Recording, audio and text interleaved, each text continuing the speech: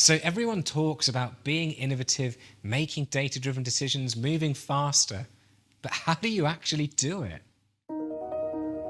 My name's Sam Jones, and I was previously a global brand manager for Red Bull, the energy drink, where I was in charge of 1/3 of their worldwide advertising, and we were activating across all forms of media.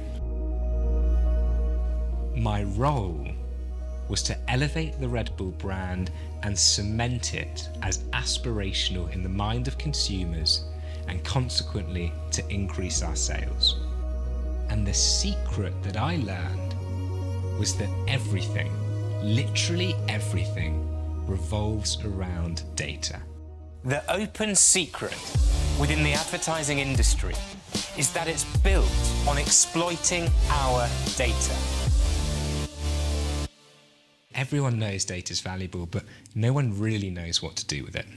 I want to share with you, how can we be more innovative?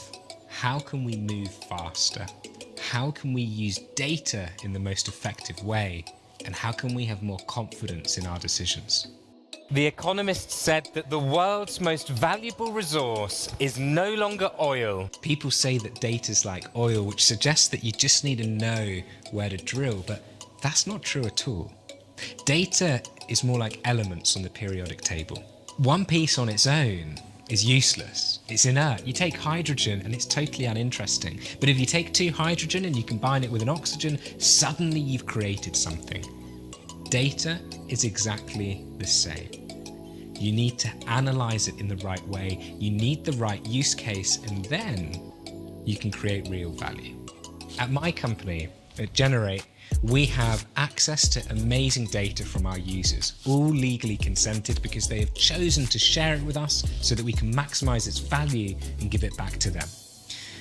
And one of the things we're working on, right at the cutting edge of data science, is correlating our data with the stock market. So for example, at the end of Q1 last year, Netflix announced that they lost a bunch of users. And as a result of this, their share price dropped by 35%. Within our data at Generate, we had a signal that predicted this. And if a hedge fund had placed a $100 million trade on that signal, they would have made 35 million in one go. So what's incredible is when we start to look at our data in different ways, when we combine it in different manners, and when we create outputs that create vast outsized returns. And BlackRock, the world's largest asset management company, they've created an algorithm called Aladdin. Aladdin is a proprietary algorithm which ultimately aggregates as much data as possible. It crunches this data and it spits out a number. And that number correlates to every publicly traded company. And this number dictates whether they believe that the share price is going to increase or decrease. And based on that number, their traders will buy or sell a share. This algorithm is so good that today just 185 people manage 9 trillion in funds. And the reason for that is because of the quality of their data and the power of their data science. The starting point really for everything we do. There's a story that I love, that the founder of Walmart, he used to say that he could tell how well a store was doing by waiting in the car park and counting the number of cars that were there each day. And it turns out that he was onto something. Because if you take satellite imagery and you count the number of cars in a Walmart car park and you overlay this with their revenue results that are announced every quarter, what you'll see is a correlation between the number of cars and their revenue. As a result of this, there's actually a number of companies that sell a live stream of satellite imagery over Walmart, over McDonald's. In fact, just down the road in Oxford Street, here in London, you can purchase a live feed to see the number of people walking down the street. And then what you do is you use artificial intelligence to count not just the number of people, but the number of shopping bags in their hand, and you use this as a data input as to whether you believe that the high street is doing better or worse than last month. How crazy is that? What I love about this example is the fact that the data is not even interesting. It's cars in a car park. The analysis isn't even that clever. It's literally counting. But the use case, that's what's magical.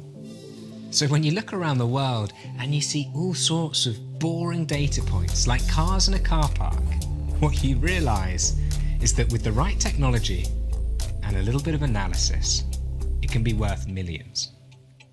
That's what we're doing at Generate.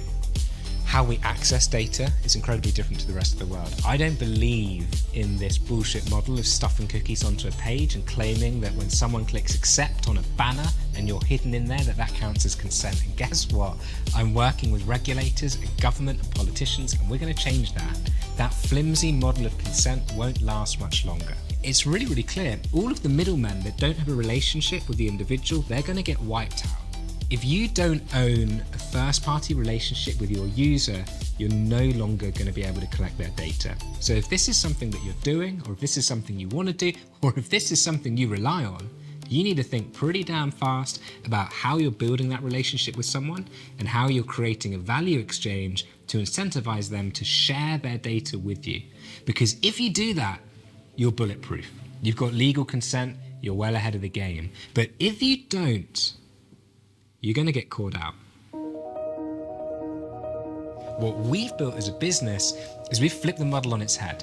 We tell people that they are valuable, that their data is valuable, and we incentivize them to share that data with us. To me, it's all about a value exchange. And as a business, we're at the forefront of accessing enormous quantities of legally consented data.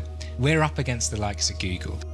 We're taking the data out of the pockets of the big boys and putting it in the consumer's hand. But you know what's crazy? And the winner is... When I started this business, everybody told me that it wasn't possible, that if it could work, it would have already been done. So the key is understanding what data to listen to and when to follow your gut. This is one of the best pitches that I've ever heard. Thank you. What I want to share with you is the data that's important and the data that's not. What you need to listen to and what you can kill. Because if you can do that, you can move faster, you can be more innovative, and you can create more value.